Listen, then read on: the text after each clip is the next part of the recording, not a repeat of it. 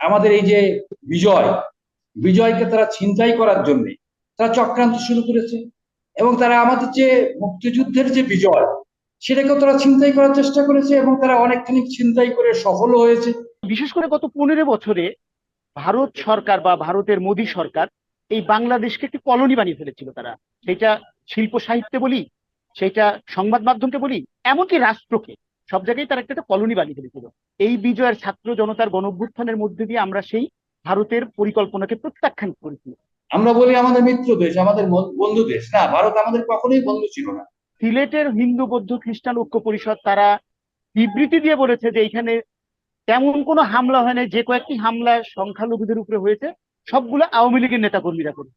আপনারা জানেন যে আমাদের 5 আগস্ট দ্বিতীয়বার আমরা বিজয় পেলাম এবং সাবেক প্রধানমন্ত্রী শেখ হাসিনা পদত্যাগ এবং পলায়নের পর ছাত্র জনতার সেই আন্দোলন এবং গণ অভ্যুত্থানের মাধ্যমে যে আমরা স্বাধীনতাটা পেয়েছি বা বিজয়টা পেয়েছি, সেটা আমাদের জন্য অনেক আনন্দের। কিন্তু দুঃখের বিষয় হচ্ছে যে আমাদের পার্শ্ববর্তী দেশ ভারতের মিডিয়াগুলোতে, সেটা পত্রিকা বলেন, টিভি বলেন, ইউটিউব বলেন, সবখানে বাংলাদেশ নিয়ে এত বেশি নেগেটিভ নিউজ হচ্ছে এবং প্রোপাগান্ডা ছড়াচ্ছে যেগুলো কিন্তু কোনো ভিত্তিই নাই। এমনকি যেমন সংখ্যা লঘুদের উপরে নির্যাতন, আগুন দিয়ে পুড়িয়ে দেওয়া হচ্ছে, আরো অনেক ধরনের প্রোপাগান্ডা হচ্ছে।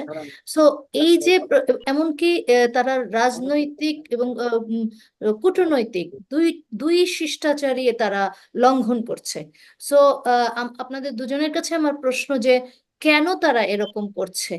আমি প্রথমেই মাহবুব আলম ভাইয়ের কাছে যাচ্ছি। ভারতে কোনো গণমাধ্যম নাই, মানে মিডিয়া বলতে যেটা আছে সেটা নাই। ভারতের মিডিয়া হলো গদি মিডিয়া, ভারতের মিডিয়া হলো মোদি মিডিয়া। তা মোদি মিডিয়া এবং গদি মিডিয়ার কাজটা কি? মোদির পারপাস সার্ভ করা। মোদির পারপাস মানে কি? নাগপুরের RSS এর পারপাস সার্ভ করা। তা আসলে ভারতের সমস্ত মিডিয়াই RSS দ্বারা নিয়ন্ত্রিত। এবং RSSটা কি? একটি সাম্প্রদায়িক শক্তি। তারা এই উপমহাদেশকে একটা হিন্দুত্ববাদে নিয়ে যেতে চায়। তা এই হিন্দুত্ববাদের যে মিডিয়া, হিন্দুত্ববাদের যে মাধ্যম, তারা যা করার তাই করে। যেমন তারা এই দেশে আমাদের এই যে বিজয়, বিজয়কে তারা ছিনতাই করার জন্য তারা চক্রান্ত শুরু করেছে। এবং তারা আমাদের যে মুক্তিযুদ্ধের যে বিজয়, সেটাকেও তারা ছিনতাই করার চেষ্টা করেছে এবং তারা অনেকখানি ছিনতাই করে সফল হয়েছে। তারা মনে করেছিল এবারও সফল হবে। কেন আপনি জানেন এবং আমাদের দেশবাসী জানে, আমরা সবাই জানি যে মিত্র বাহিনীর কাছে আত্মসমর্পণ করার কথা এবং সেই অনুযায়ী করেছে। কিন্তু আমরা কি দেখলাম? মিত্র বাহিনীর প্রধান ছিলেন জেনারেল অরোরা, ঠিক আছে, কিন্তু আমার যার দেশ যুদ্ধ করে দেশ স্বাধীন করলো, আমাদের সেই সময়কার যে সর্বাধিনায়ক জেনারেল উসমানী সাহেব, তাকে আসতে দেওয়া হলো না, ষড়যন্ত্র করা হলো, চক্রান্ত করা হলো, তার হেলিকপ্টারকে নষ্ট করে দেওয়া হলো। তা ভারতের সেনাবাহিনীর কি একটাই হেলিকপ্টার ছিল? আর কোনো হেলিকপ্টার ছিল না? তার মানে হচ্ছে যে ডে ওয়ান থেকে তারা আমাদের স্বাধীনতাকে নস্যাৎ করা, স্বাধীনতার যে সুফলটাকে আত্মসাৎ করার চেষ্টা করেছে এবং তারা পরবর্তী পর্যায়ে অনেকাংশে সফল হয়েছে। তারা বাংলাদেশকে এক ধরনের দখলে নিতে পেরেছে। তা আমরা সেই দখল মুক্ত হয়ে আমরা দ্বিতীয় পর্যায়ে স্বাধীনতা অর্জন করেছি। আমাদের এই স্বাধীনতাকে নিয়ে তারা অনেক চক্রান্ত করছে। আপনি জানেন ইতিমধ্যেই আমাদের এই স্বাধীনতাকে মানে নস্যাৎ করার জন্য তারা একটি জুডিশিয়াল কু করার তারা চেষ্টা করেছিল, তারা ব্যর্থ হয়েছে এবং প্রশাসনে এখনো তাদের লোক আছে এবং তারা চেষ্টা করবেই। তো কাজেই ভারতের মিডিয়ার, আপনি জানেন মাশরাফির বাড়িতে আগুন দিয়েছে। মাশরাফি কে? মাশরাফি হলো তার আওয়ামী লীগ করার কারণে তার বাড়িতে আগুন দিয়েছে বিক্ষুব্ধ জনতা। সেই বাড়ির এই বাড়িটাকে তারা দেখায় বলছে এটা লিটন দাসের বাড়িতে আগুন, অর্থাৎ এটাকেও তারা সাম্প্রদায়িককরণ করেছে। একইভাবে যে সমস্ত মন্দিরের আগুনের ছবি দেখাচ্ছে সেটা এখনকার ছবি নয়। এমনকি আমি এরকমও শুনেছি যে এক জায়গার মন্দিরের আগুনের কথা বলা হয়েছে কিন্তু এইরকম একটি আগুন হয়নি। মিথ্যাচার মিডিয়া ছাড়া আর কারা করতে পারে? এটা গদি মিডিয়া, মোদি মিডিয়াই করবে। তো কাজেই এই ভারতের মিডিয়ায় কি বললো না বললো এটা আমাদের কেয়ার করার দরকার নেই।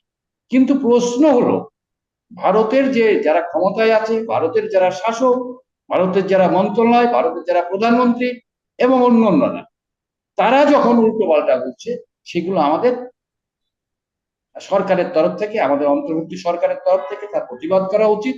আমাদের মিডিয়ার পক্ষ থেকে প্রতিবাদ করা উচিত। আমাদের জনগণকে সচেতন থাকা উচিত।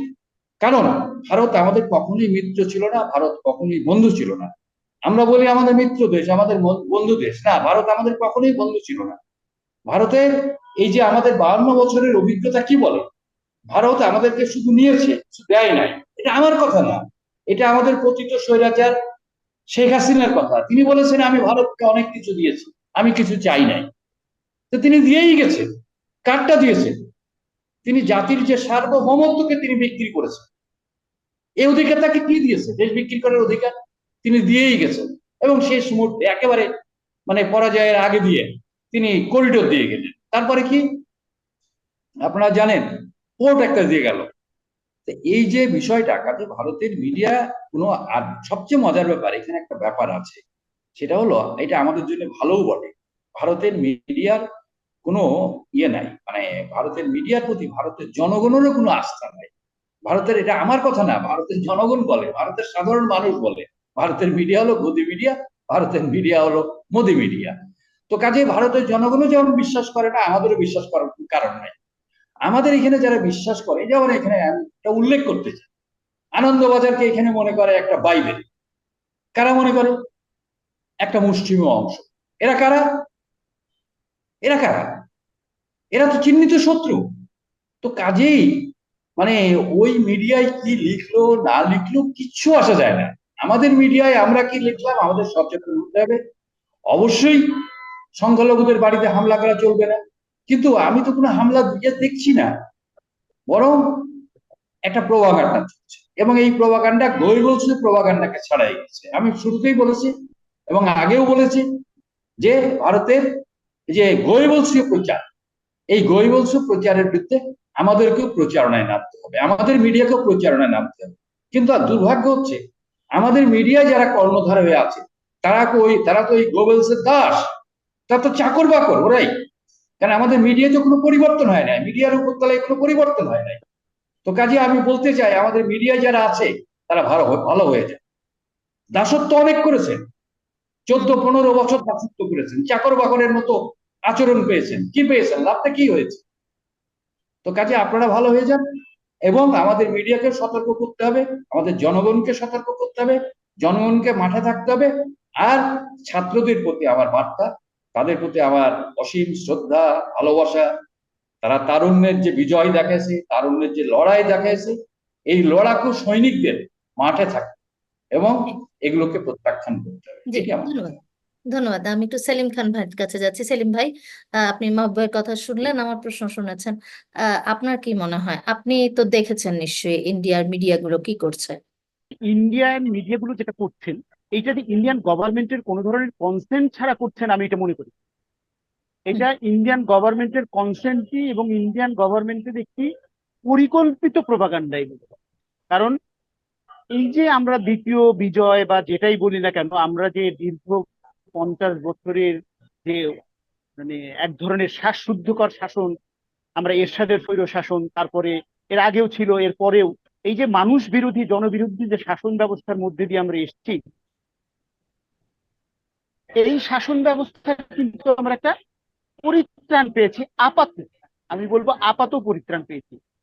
এই জায়গাটায় বিশেষ করে গত 15 বছরে ভারত সরকার বা ভারতের মোদী সরকার এই বাংলাদেশকে একটি কলোনি বানিয়ে ফেলেছিল। তারা সেটা শিল্প সাহিত্যে বলি, সেটা সংবাদ মাধ্যমকে বলি, এমনকি রাষ্ট্রকে, সব জায়গায় তারা একটা কলোনি বানিয়ে ফেলেছিল। এই বিজয়ের ছাত্র জনতার গণঅভ্যুত্থানের মধ্যে দিয়ে আমরা সেই ভারতের পরিকল্পনাকে প্রত্যাখ্যান করেছি। তো একটা মানুষের পরিকল্পনা যখন ভেস্তে যায় তখন তার কিন্তু মাথা ঠিক থাকে না। আসলে ভারতেরও তাই হয়েছে, ভারত এখানে কলোনি হারিয়েছে মনে করছে, যে কারণে ভারত তার সরকারিভাবে আমরা কি দেখলাম, আমাদের সাবেক যে স্বৈরাচারী প্রধানমন্ত্রী বা পতিত প্রধানমন্ত্রী, উনি চলে গেলেন কোথায়? ভারতে। এবং আমি এটা মানে, তথ্য পেয়েছি এরকম যে আমার যে বাংলাদেশের যে বিমানটিতে প্রধানমন্ত্রী শেখ হাসিনা, সাবেক প্রধানমন্ত্রী শেখ হাসিনা চলে গেলেন, এই বিমানটিকে ভারতীয় বিমান পাহারা দিয়ে নিয়ে গেলেন, এরকম তথ্য এসছে। তো ভারতে উনি গেলেন, এখন ভারতে উনি থাকছেন কিন্তু ভিসা এক্সটেনশন করে। শোনা গেছে তাকে একটা অফিসও দেওয়া হয়েছে সেখানে, সেই অফিসে বসে তিনি এই সমস্ত ভারতীয় প্রোপাগান্ডাগুলো সমর্থন যোগাচ্ছেন এবং তার সাথে মোদী সরকারের সমঝোতার ভিত্তিতে এই প্রোপাগান্ডাগুলো চলছে। তো এইখানে যেটি দরকার সেটি হচ্ছে আমাদের দেশের দুইটা জায়গায় এই জিনিসটা অ্যাড্রেস করতে হবে। একটি হচ্ছে আমাদের অন্তর্বর্তী সরকারকে অ্যাড্রেস করতে হবে, যে সে তার রাষ্ট্রীয় আইনের মধ্যে থেকে যেভাবে বা কূটনৈতিক শিষ্টাচারের মধ্যে থেকে যেভাবে হোক এটাকে তাকে রেসিস্ট করতে হবে। আর একটু হচ্ছে জনগণের মধ্যে থেকে রেসিস্ট করতে হবে। জনগণকে মানে ধরেই নিতে হবে যে ভারতীয় সরকার, ভারতীয় মিডিয়া এটা প্রোপাগান্ডা চালাচ্ছে, যতটা না হচ্ছে তার চেয়ে বেশি। যেমন আমি একটি উদাহরণ দেই বা একটি তথ্য দেই, যেটি হচ্ছে সিলেটের হিন্দু বৌদ্ধ খ্রিস্টান ঐক্য পরিষদ তারা বিবৃতি দিয়ে বলেছে যে এখানে তেমন কোনো হামলা হয় না, যে কয়েকটি হামলা সংখ্যালঘুদের উপরে হয়েছে সবগুলো আওয়ামী লীগের নেতাকর্মীরা করেছে। এবং আমরা এটা অনেক অনেক জেলাতেই দেখতে পাচ্ছি যে আওয়ামী লীগের নেতাকর্মীরা এই জিনিসগুলো করেছে। এটা শুধু এইবারে যে তা নয়, বিগত সময়েও বাংলাদেশের সংখ্যালঘুদের উপরে যত হামলা হয়েছে তার বেশিরভাগ আওয়ামী লীগের নেতাকর্মীদের দ্বারা হয়েছে এবং জমি জমা দখল পর্যন্ত। তো সেই জায়গায় আমি জনগণের পক্ষ থেকে যেটা বলতে চাই, এই সরকারকে সমর্থন করা এবং এই সরকারকে নজরদারির মধ্যে রেখে ভারতীয় প্রোপাগান্ডাকে মোকাবেলা জনগণকেও করতে হবে।